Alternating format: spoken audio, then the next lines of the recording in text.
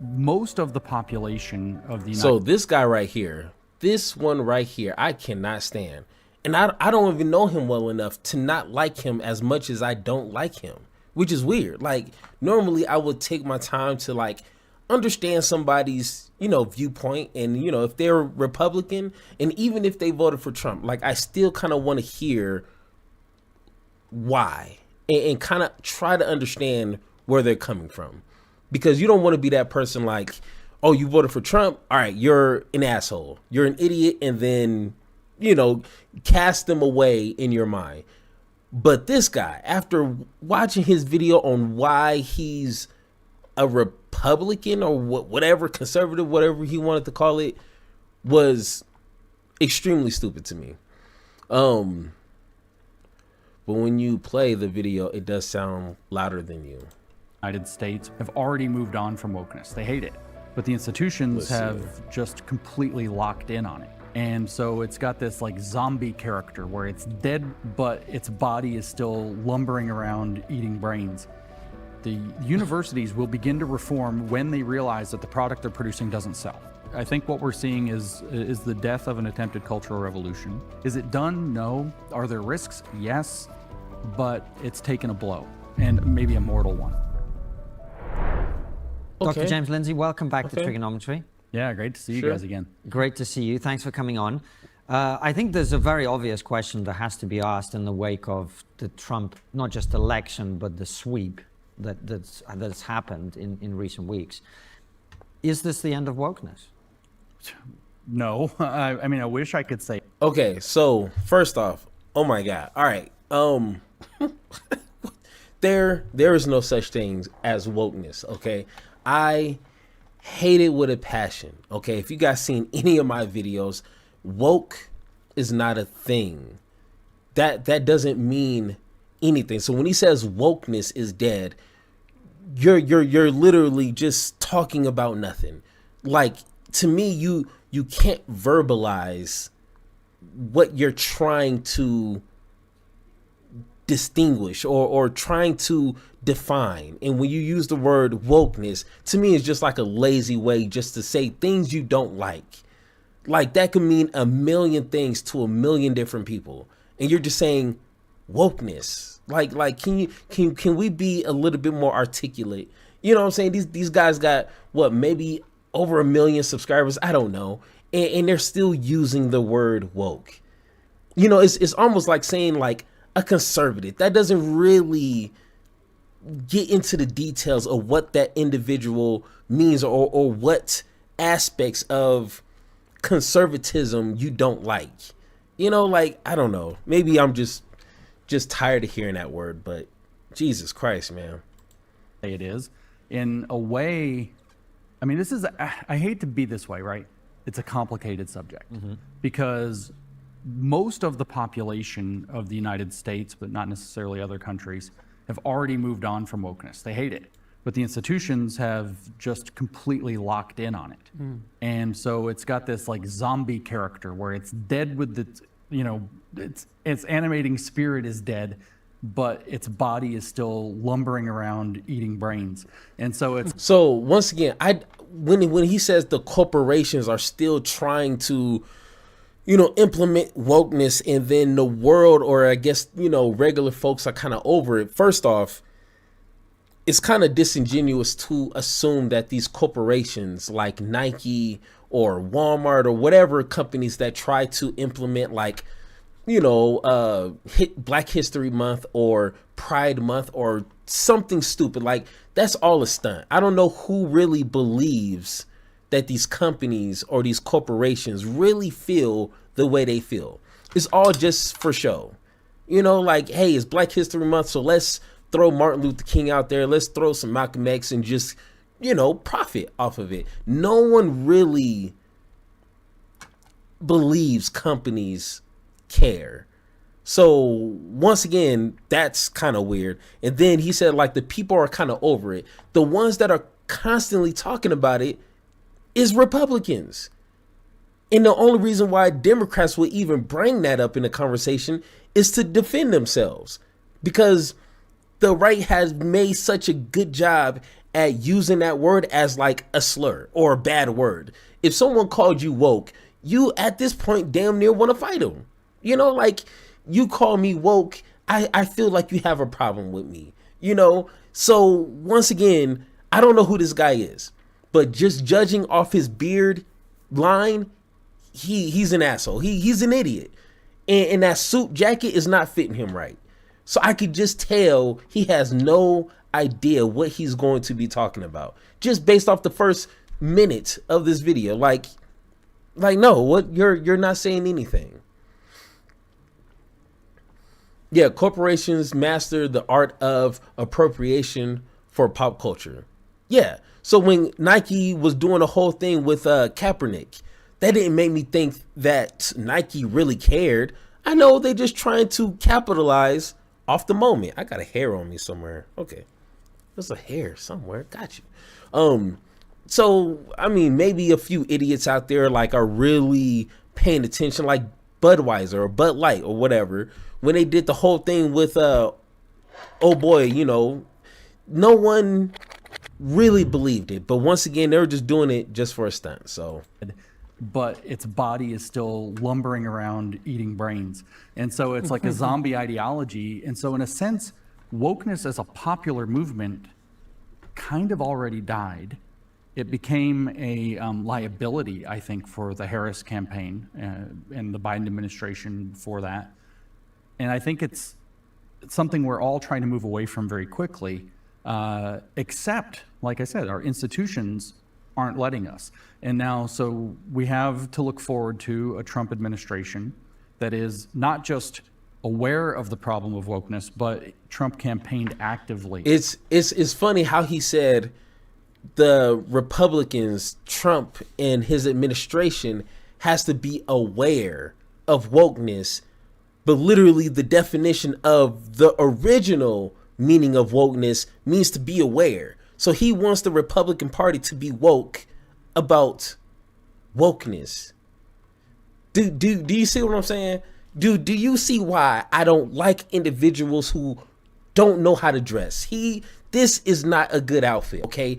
You can tell an idiot as soon as they walk into a room if they looking like this. If they don't know how to line up their chin hair, stay away from them, okay? Do not take any advice from individuals that look, because holy smokes, man, I'm only like 10 minutes in, man. I'm already getting, okay.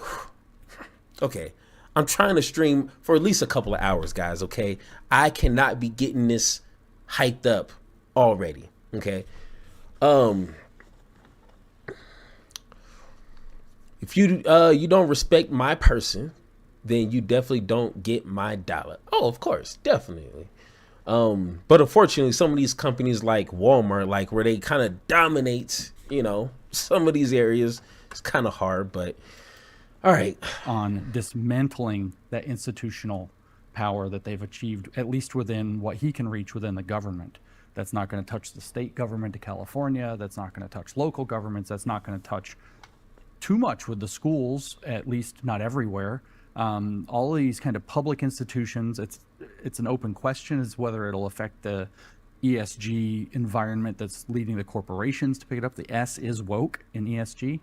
Are the corporations going to change their tune? Are they kind of realizing, in my, by the way, experience with that, this is, I think, a turn of phrase that you guys will appreciate, that the stage has lost the room. So if you go to like these conventions, industry conventions, the stage is up there. We're going to be the most sustainable cruise ship line in the history of cruise ships. And the room is sitting there, and these are professionals, you know, in the industry, sitting there saying, this isn't going to work. So it's this weird zombie position now. And the left isn't going to let go of it. That's absolutely certain. They're already trying to figure out ways to double down. The primary explanation, at least in the immediate wake of Trump's election, has been that Latinos are now white supremacists.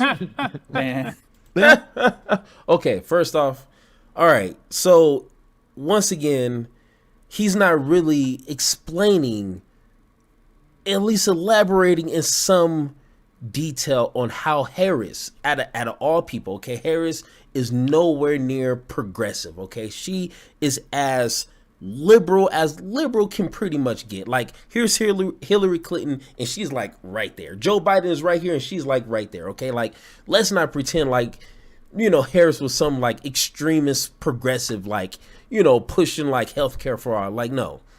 But he's just saying, and this is part of the issue where Republicans continue to dominate the conversation. Like, he is saying or Democrats are stuck on wokeness. He just spent like 2 minutes demonizing it and saying, but the left, Democrats, all of them, he understands there's, you know, the progressive, then you have your more progressive than progressives, then you have your centrist, then you have your liberal. Like, it's different fractions of the Democratic Party. Let's not kid ourselves.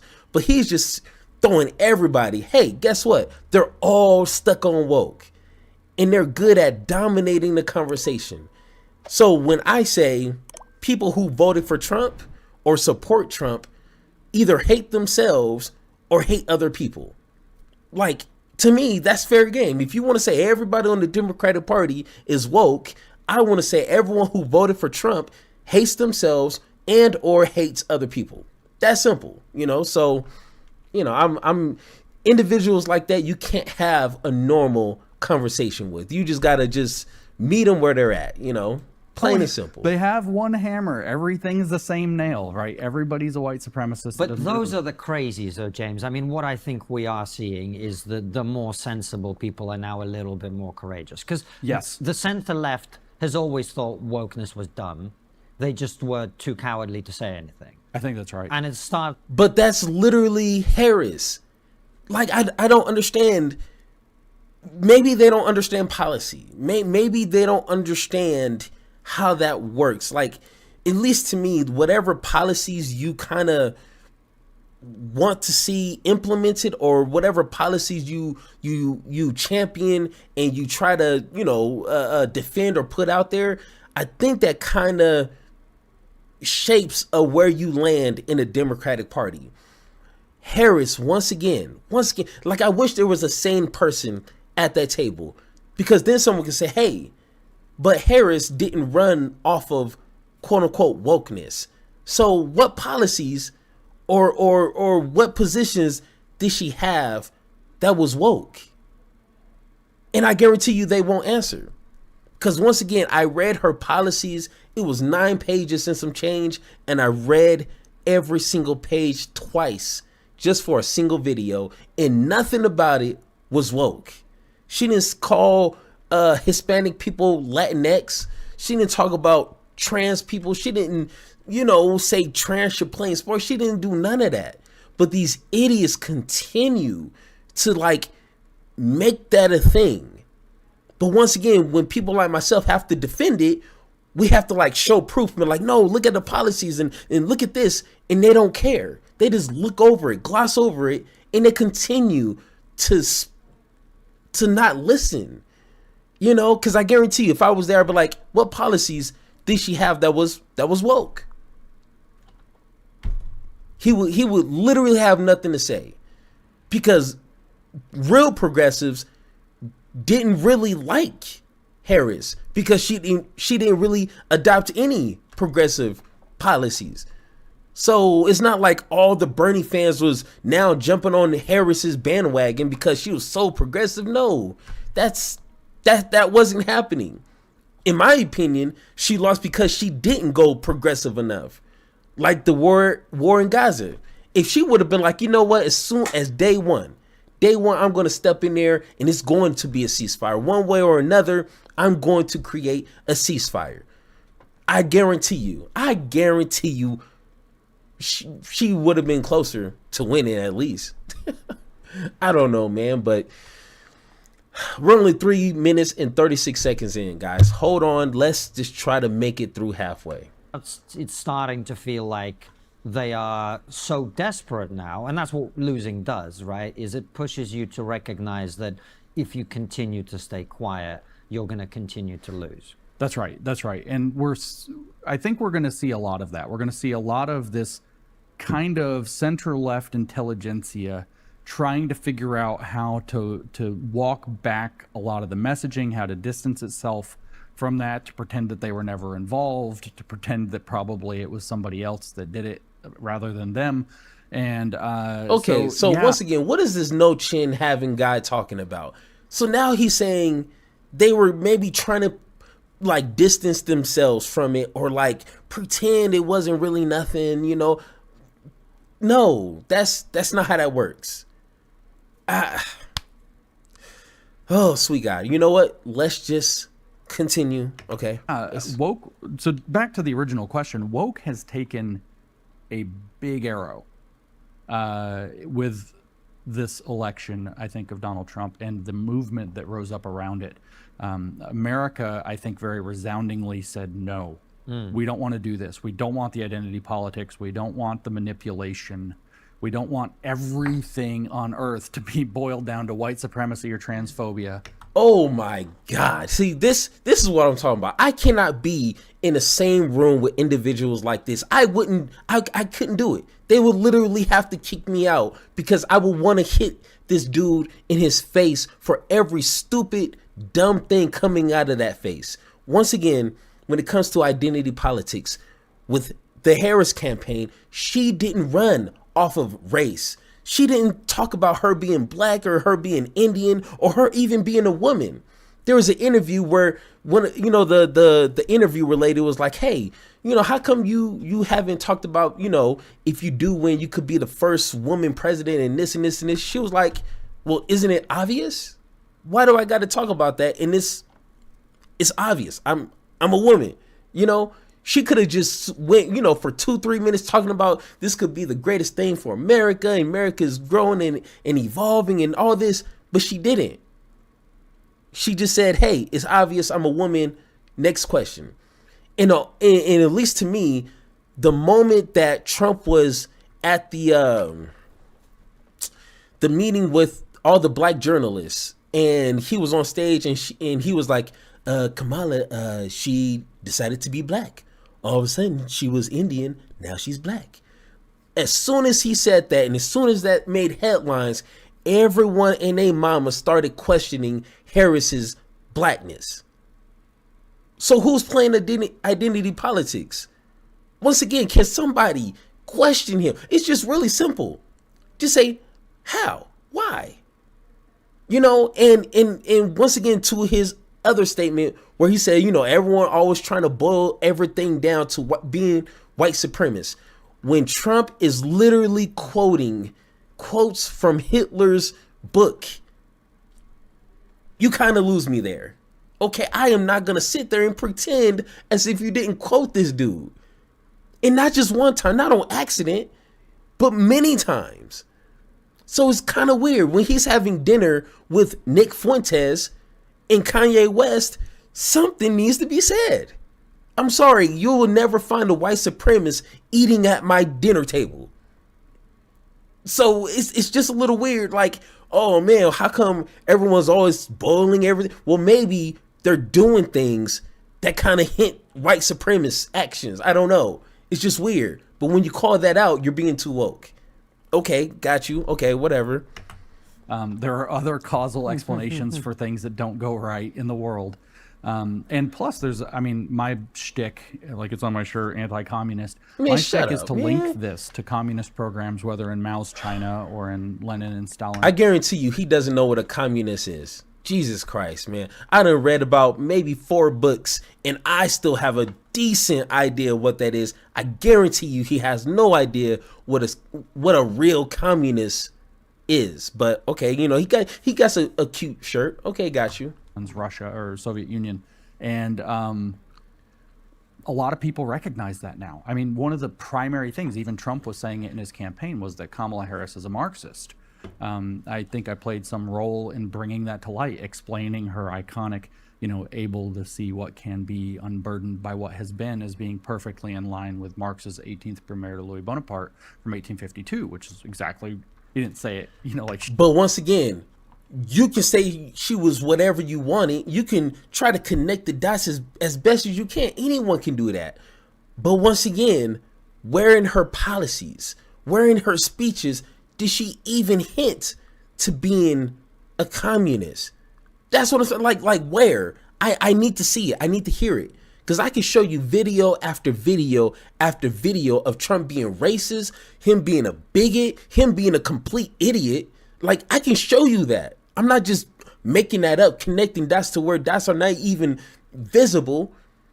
But he's just saying, like, yeah, you know, she was a Marxist because, you know, 1962. Like, no, brother, that's not how that works. Show me.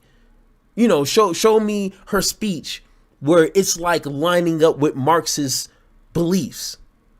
Because trust me, I done read that book twice. I forgot what it's called, but it's not even in the same ballpark. I guarantee it will be a whole different campaign if she was. Trust me. She said it. He said it, you know, in first of all, a whole lot more words and a lot of jibber jabber. But he said, you know, men make their own history, but they don't make it under conditions that they choose. So they're burdened by what has been. And he says that the revolutions of the 19th century are going to take their inspiration from a future that they envision. In other words, they're going to be able to see what can be. And so it's the same message. So anyway, I think there's a greatly different circumstance that we found. And so the fight to really put wokeness behind us, I think, really gets to begin in earnest now. We don't have that center-left contingent that's just going to gaslight and smokescreen and you know, run interference around it. They're searching. The left is going to, I think, dwindle. There's a lot of people waking up. They're looking for explanations, and the explanations are actually out there. It's not a big mystery anymore. So let's call it, I saw a meme that shows Achilles, you know, a classic art piece of Achilles with the arrow, you know, sticking in his tendon, in his heel. And it's like woke has been shot in his Achilles tendon, I think, with this election. So is it done? No. Are there risks? Yes. But it's taken a blow, and maybe a mortal one. Why are we talking about, why are we talking about a word, a made up word, not a made up word, but they hijacked a word that meant something else back in the 60s and the 70s. They hijacked the word, and like, he's literally talking about as if this is a person. Like, I don't even think people talk about white supremacy as if it's a person. Like, you know, it took a mighty blow, and, you know, they you know, they're on their knees right now, and, you know, they're gasping for air. Like, bro, like, they are building up this boogeyman, and it's like literally like a straw man argument. Like, they're creating their own argument that no credible person on the Democratic side, trust me, Democrats got some issues that we could talk about, but they're not like worshiping this wokeness as much as he's claiming that they are. It's kind of weird, and like, you can't fight their made up argument. You can't fight this battle on their terms, because once again, wokeness is whatever they want it to be. You say Trump is a racist, oh, that's wokeness. You say Walmart is rolling back their DEI because they don't want to be held accountable, oh, that's wokeness. No, maybe because they don't want to be held accountable. But once again, it's hard to argue or have a civilized conversation with people that are creating their own arguments, a straight strawman argument, and you're stuck playing defense. And then you're going to look like the weirdo because you're trying to defend yourself on something that's not even there. It's kind of weird, man. Like, man, we're going to make it through this video. We're going to make it through it. It's a very good metaphor, because I'm looking at the institutions, and I include the Democrat Party in this, and I'm thinking to myself, you have now an existential choice, whether you double down and ultimately embrace your own destruction, or you choose to tackle this and save yourself. Yeah, that's right. And so that's always been the pincher that we want those people, the wokeness at the institutional level. I'm trying to figure out the right way to articulate this. Yeah. I'm pretty sure. Level. Hey, take your time. Hey, take your time. I know you're trying to like figure out the words for it, because it could be anything you want it to be. You know, like, so, hey, take your time. Was primarily implemented by strivers who were just mostly being careerist. A lot of them were not particularly ideological, but it was the fad, it was the direction, it was the current that they're going to swim along with. And you want those strivers to now be in the position of thinking there's a better deal somewhere else. Mm-hmm. And I mean, I think the usual term for that is rats jumping ship.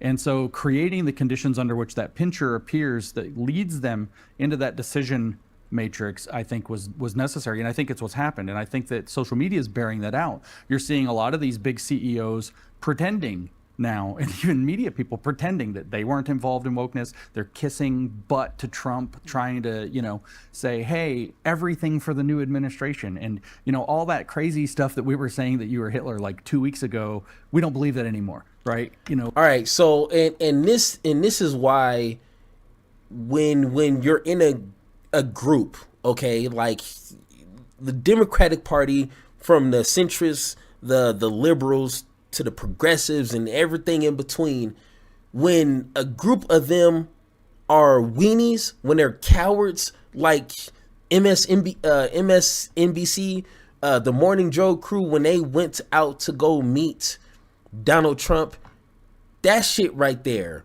was as cowardly as it gets. And now, as you see, people will use that to be like, see, the entire Democratic Party was just saying that just to say it. But they don't want to be like, responsible individuals to say, you know what? Those people, MSNBC, Morning Joe, hey, they were saying Trump was X, Y, and Z, and now they're meeting with them. So they can't be trusted, or they're not a reliable source. But he now wants to string that to everybody. But he hasn't met me. He hasn't watched my stuff, because I will still say Trump is a fascist. Trump is a racist. Trump is a bigot, and everything in between. And if I could say some more words on YouTube, I'd probably get in trouble. So once again, no, that's kind of disingenuous. Oh, that was just that, let's put it all behind us. That was just campaign talk, it's campaign talk, baby. And it's amazing, but I think that this is indicative of the claim that I just made, is that these rackets are run by strivers. And if the strivers are put in a position to believe that there's something better somewhere else, then they're going to jump ship. And they all know that whoever jumps ship last is basically screwed. So they're going to start competing under the right conditions to jump ship first. Agreed. There's also the element, James, that there's a lot of true believers out there. There's a lot of people who believe this stuff and believe it passionately, which is why you're seeing the fallout on social media, which makes me think, do we just have to accept that some of these institutions are going to go to the wall? Oh, yeah, absolutely. Some will. If they're too badly infected with, as it frequently gets called, the mind virus, there's really not going to be a lot of... oh my God. Are we really doing this? This can't be real.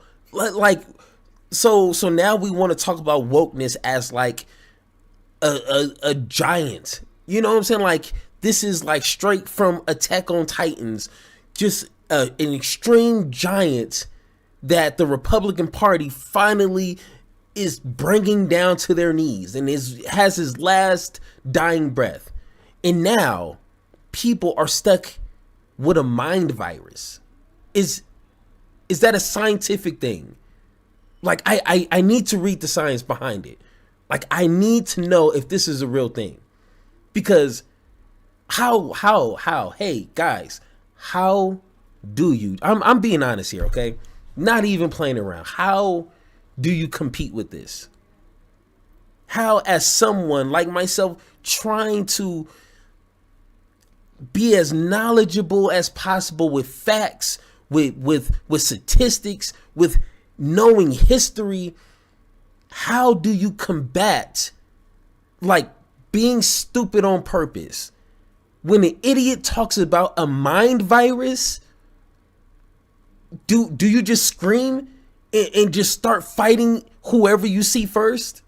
Because you can't talk to people like that. You can't have a normal, civilized conversation with people who use words like mind virus. Like, you can't do that. Like, I would literally just walk out of there. I don't care what they say about me. I don't care. Hey, I'm walking out, because talking to people like that is not a real thing. When someone talks about a mind virus, I lose it. I just lose it. But you know what?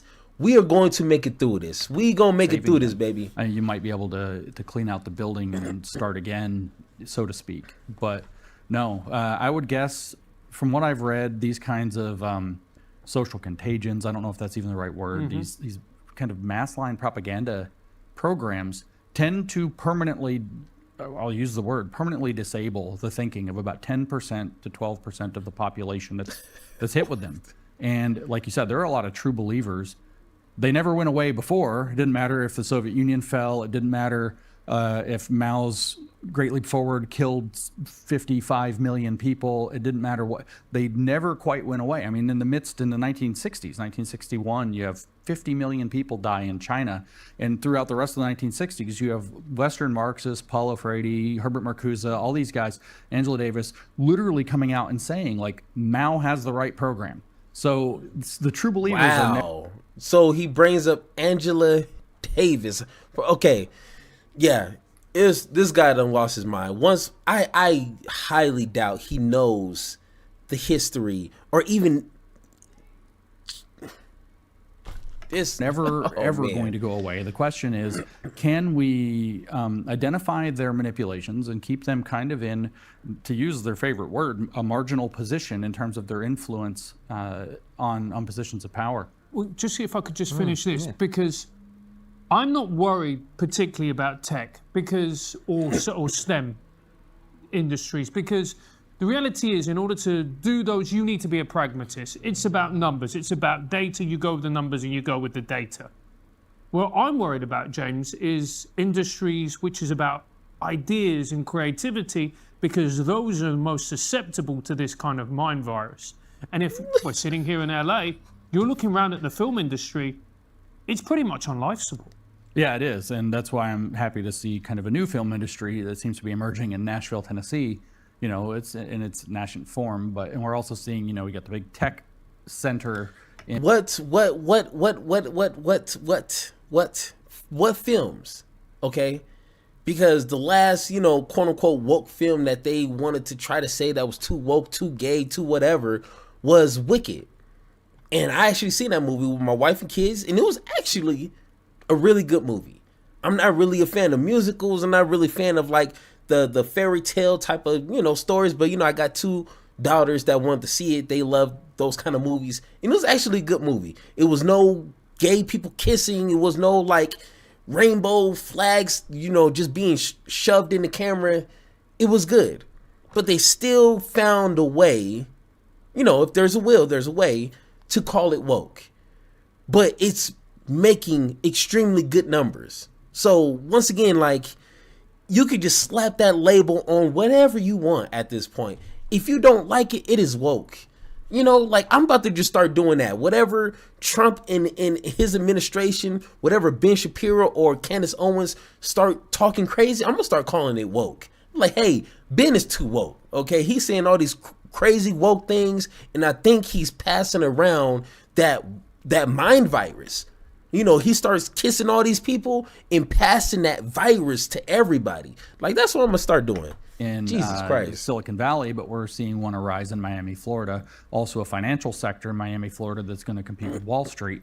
And so the existing institutions that are this corrupt, especially under the confluence of power moving in a different direction with all these drivers involved, I think we're going to see massive, massive industry shifts from the previous strongholds to new strongholds. And we're going to see a building of kind of a new environment as long as we can kind of, you know, defend the edges. We're also going to see a lot of these people that are these drivers trying to just, you know, make the switch. Hey, it wasn't me. It was Francis who was woke. It definitely wasn't me.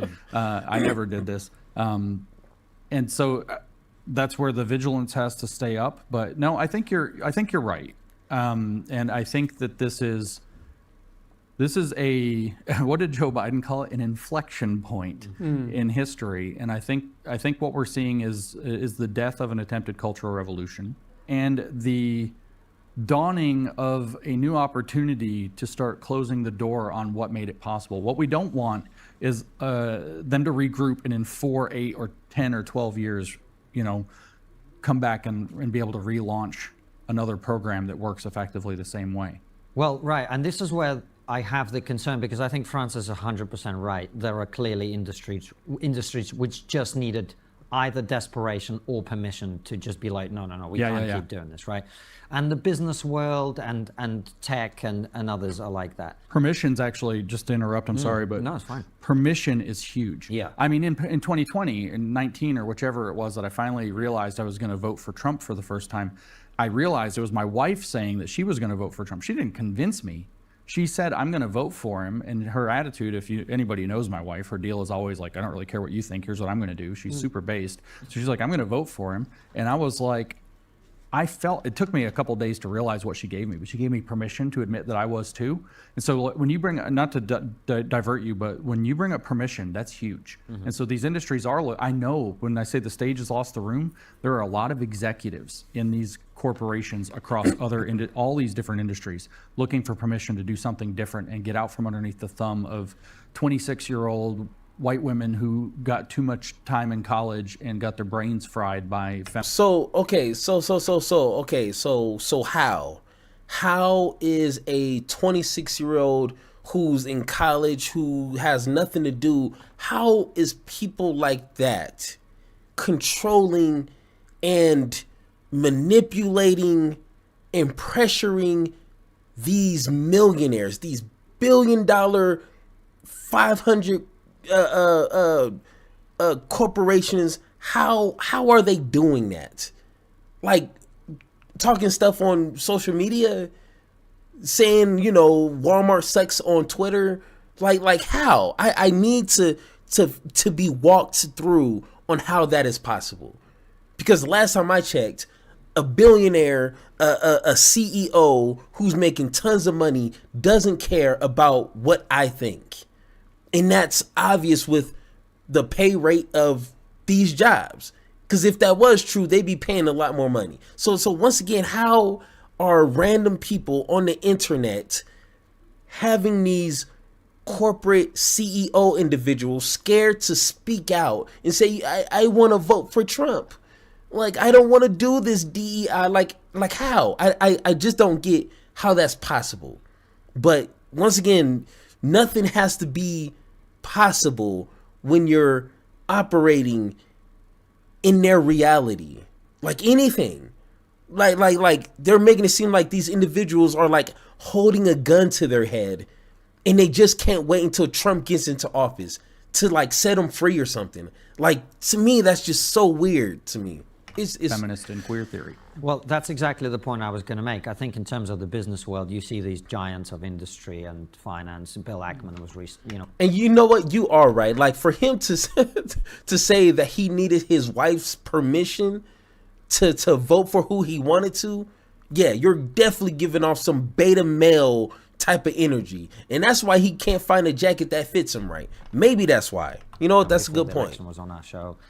Elon's obviously been at the front of it. Lots of Silicon Valley guys have been, with the Peter Thiels, the all-in guys, everybody. Yeah, I was just in a room with Peter giving a talk, and he said that there's been a monumental shift in the attitude of what I refer to as the tech lords, kind of across the board. And I do suspect it's, partly that they got their eyes open to how crazy it got in the last 4 years, and partly that they finally had that permission to just say, you know what, no. No. However, no, it goes either way. If Harris and the Democratic Party would have won, all these tech companies and all these individuals who know how to fall in line for the sake of their company, just like with Mark Zuckerberg, Meta or Facebook, he knows how to fall in line. I don't know where he stands politically.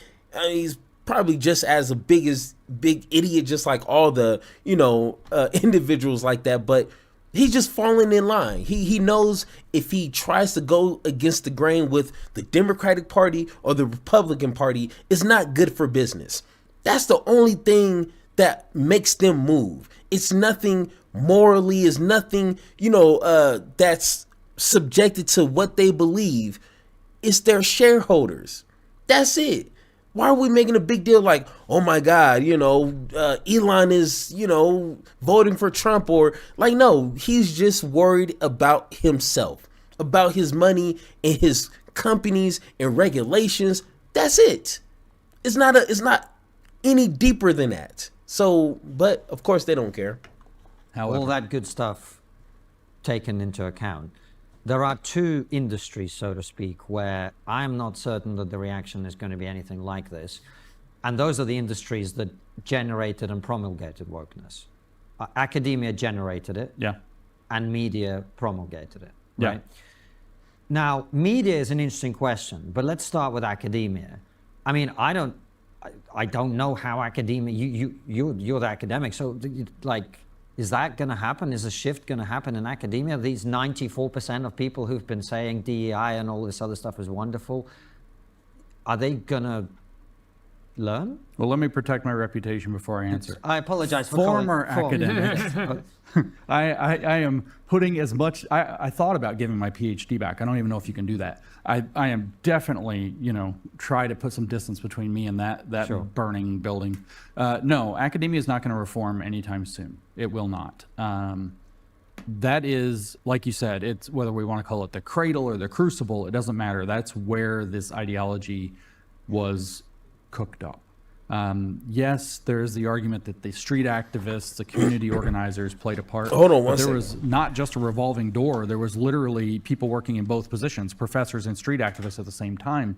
Bernadine Dorn, for example, from the Weather Underground, was English professor, I believe, or something professor at Northwestern for like the rest of her life. So that's a good point. Lauren, it's weird how they try to make it seem like getting an education is a bad thing. And I want to pull up this quote that I mentioned in my video I did today.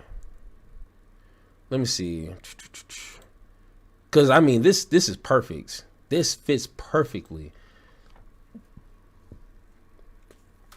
So this quote, it says, the process of trying to assimilate into an educational institution that, like the government, reflects the dominant structure of power means that education is often about learning to navigate systems of oppression rather than challenging them. So once again, in my opinion, it feels like they have this big disdain, this big hate against education, because when you're educated and you're able to look at the world for what it is, you're not going to like it. You can be like, hey, whoa, hold on. So you're saying that I'm working X amount of hours and people who are just sitting on their ass is making X amount of dollars. Hey, something ain't adding up. You know what I'm saying? And that's one thing that, this whole, thing that, at least for me, that I was brought up, go to school, get a good education, pass, get your high school diploma, get a good job, or go to college, get a good job, and then you work. and then you work, and then you work, and then you continue to work. Then you work until you're like 60, 70 years old, and then you retire with like a good 5-10 years for the rest of your life, and then you die. People don't want that. And if they're working until they're 70, 80 years old, and then they finally realize that they've been exploited down to their bones, people are going to be upset at that.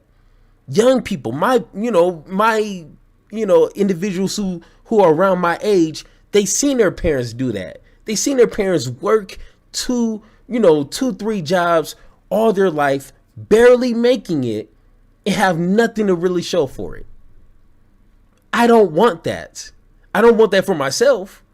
So what am I going to do? Hey, start asking some questions. Hey, why does this person have to do this? Or why does the government got to continue to back up these institutions? Why is the government not putting funds and resources into my community for better options and better opportunities? How come an education costs all this money, going to put me into 20, 30 years into debt, but I need that same, diploma to get this manager job that's barely paying anything? You see what I'm saying? I have to get into debt to get this diploma to barely make enough. It doesn't make sense. So of course, when you're educated, you're going to start asking questions, and that's what they don't want. After she got out of prison or whatever it is that she did in the late 60s or early 70s.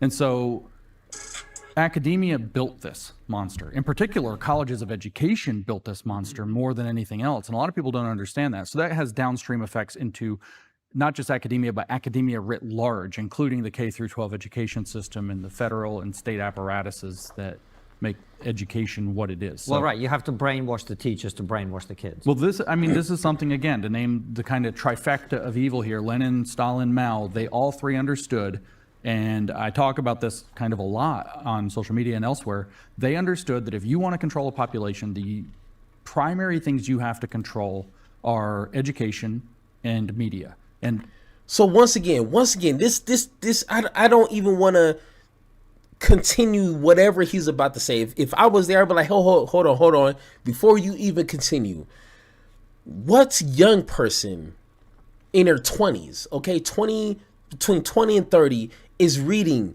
Stalin, is reading Marxist, is reading Lenin? Like, that's not a read that you just like find on your phone. Like, it's not something that's like widely being shared across the internet.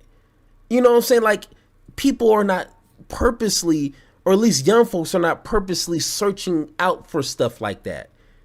So to me, that's not what's going on. It's what I just told you. Young folks are realizing, hey, my parents, they're barely making it. The world seems to be operating in this weird way, and I don't want to fall into that same rotation, that same family thing where you're working for all your life, being exploited, barely making it, and then now you're 80 years old and have nothing to show for it. And it's many things, but that's just like the basic thing, at least for me, that got me to like start asking questions like, why is this happening? You know, but I guess with education, we can also include, Mao was very diligent on trying to transform the intellectuals, the so-called intelligentsia, which includes everybody who did intellectual work, writers, journalists, etc. But they have to control the media, and they have to control the academic output. They have to be able to brainwash the next generation of children and the next generation of professionals. With the second of those, I should say, professionals, being more important to the long march to occupy those institutions. And right. So if academia is not. So once again, I need to see the numbers to where the left is controlling media. Because last time I checked, Fox News is the #1 by far watched news media network. By far, especially the past couple months, no other network comes close. Actually, a lot of left news media is losing viewership. So I'm just a little confused on like how the left is controlling the media. So I don't know, but once again, you could just say things and not like really prove anything. So not going to reform. What are they going to do? Well, Francis said the magic word. These other industries in the world boil down, once they have the permission to do so, to be pragmatic. They have a problem to solve. They want to make whatever it is that they make. If they're driven by passion or vision, they want, like, I think Elon Musk's primary interest in rockets is not to make money. Mm-hmm. Like, hold on. He can't truly believe that, right? He doesn't really believe that Elon Musk, a billionaire on accident, I guess, like just money just fell into his pocket, guys. Like he didn't strive to make money. It just kind of strived to make him. You know, he loved his work so much to where like money just fell into his account, right? Like he got all that government subsidies, over billions of dollars on accident. He didn't really need it. People were just shoving money into his face. And he became a billionaire, the richest person ever. I was going to read an article. It said Elon Musk, the richest person ever, which I don't know if that's true, but for someone to make the headline, something has to be, you know. And this guy literally said, I don't think Elon Musk wants to make money.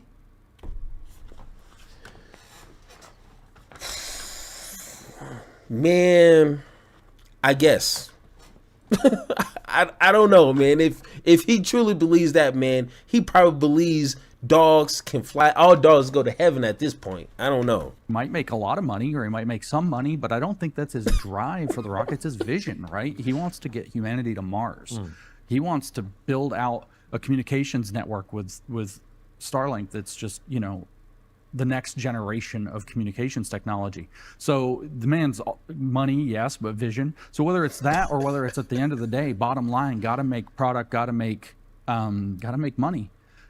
The pragmatism comes into effect. So the university system, if they decided for whatever reason that they wanted to run a business model like they're a business, like they're an industry rather than an educational program, and let's accept that. They are producing a faulty, defective product that produces liabilities for those other corporations. And that is a disparity. That's a stage in a room that are no longer connected, that are drifting further apart. The stage is academia producing defective products, and the room is... Damn, is he calling educated people damaged goods? Is he really saying that because you're asking questions? Why is the government running like it is? Why are these corporations operating in the way that they're doing? Why is the richest person a billionaire supporting wholeheartedly a candidate and trying to manipulate social media, paying people millions of dollars to vote? Why? So you're telling me because people are smart enough to ask why, they're now defective? That's a bad thing, right? All right, got you. Rest of the world needing educated, competent people, which means that the pragmatists in that world are going to figure out, once they have the permission, how to produce the workers that they need, who can actually do the jobs, not only stupid DEI bureaucratic or ESG bureaucratic BSHR positions, but rather people who can actually do the work and get the job done, like we saw with, again, Elon taking over Twitter, fires 80% of the workforce, and the place runs better. I don't know if the numbers show that is working better, but once again, for you to sit here and glorify an individual going into a place and just firing people, why? Why is he just firing people? Shouldn't you be against dictators buying a company and just firing whoever he wants just for willy-nilly? I mean, shouldn't we be worried about the individuals who are working those jobs? Oh no, I guess if it's Elon Musk, like it's fine, right? But once again, I don't understand why they are so. I mean, I guess now I guess I do. They want just good workers. They want people to get their education to where they can barely read, barely do math, do these jobs, and just shut up. Work your job, work your 50, 60 hour, work weeks. They're going to pay you just enough for you to shut up. Not enough to where you can have dignity and be able to live your life and have fun and enjoy it. No, you're going to barely make it every single paycheck, and you're going to be happy. That's what he wants right there. He literally, hey, we don't want you asking questions. Don't come to work and saying, how come you've been working here 5 years and you only made about $3 in pay raises. No, don't ask questions. Just do your job and go home. That's pretty much what he wants. This is, I think, something the industry is going to start doing. This is a shift I'm already hearing from people in industry, is that, they're more reticent, that's a very polite way to put it, to hire college graduates. They're especially reticent to hire Ivy graduates.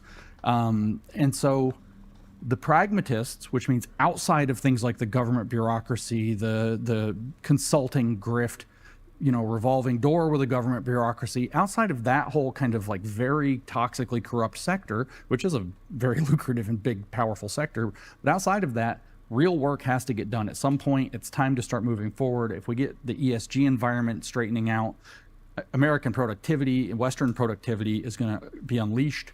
And these people are going to want to solve problems, make money, put their vision into the world. And they're going to find other ways to find competent workers and to basically tell academia, look, if you want to provide a product, stop providing a broken one and we'll buy it again. Now, So I guarantee he didn't mind slavery. You know what I'm saying? Like, I bet you he is trying to picture a world in 2025 where workers are like slaves. Like, you have no rights. You have to do what you're being told. And if you don't, they could kill you. Like, I guarantee you, that's like how close of what he wants, of the vision and the goal that he keeps spouting about. That I can guarantee you that's what he wants. Essentially, at the end of the day, is people who are not asking questions, who don't feel like they deserve a livable wage. You know, we're not all asking to be millionaires. You know what I'm saying? I'm not asking to be a millionaire. I'm just asking, can I make enough money to where if my car needs an oil change, hey, guess what? I can get that oil change in time. I don't have to wait months and months and live life on an edge just to, you know, oh man, maybe I don't pay rent on time and then pay my, you know, get some new tires for the car and get that oil change. I'll have to just pay rent maybe a week later or after my next check. Is that too much to ask?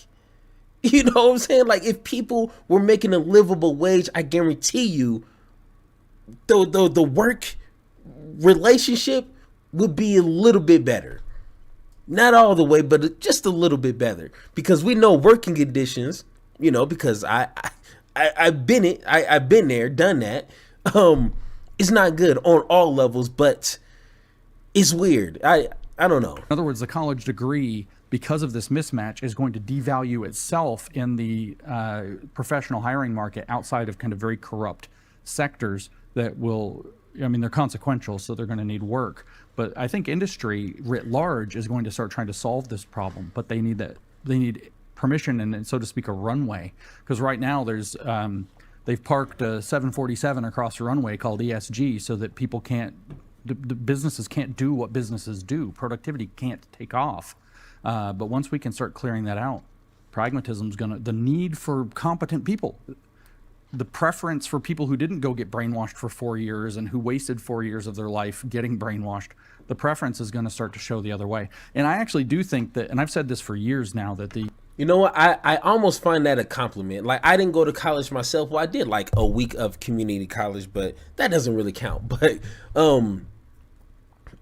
I want to say it's a compliment for people saying that if you went to college and you got an education, I guess it doesn't matter what kind of education. He's just saying people who got a 4-year education are brainwashed. At least coming from him, I will almost say that's a compliment, because it's weird. You can't demonize people who went above and beyond, something you don't have to do, and they got an education and they probably got in debt too. So if anything, trying to demonize educated people, like, I thought we make fun of the stupid people, the people who don't have an education, the people that don't read. The only reading they do is on Facebook. Like, I thought that's the people we make fun of. But no, not that. We make fun of the people who furthered their education and got degrees. That's the people we make fun of. Got you. Okay. Great job. You are amazing.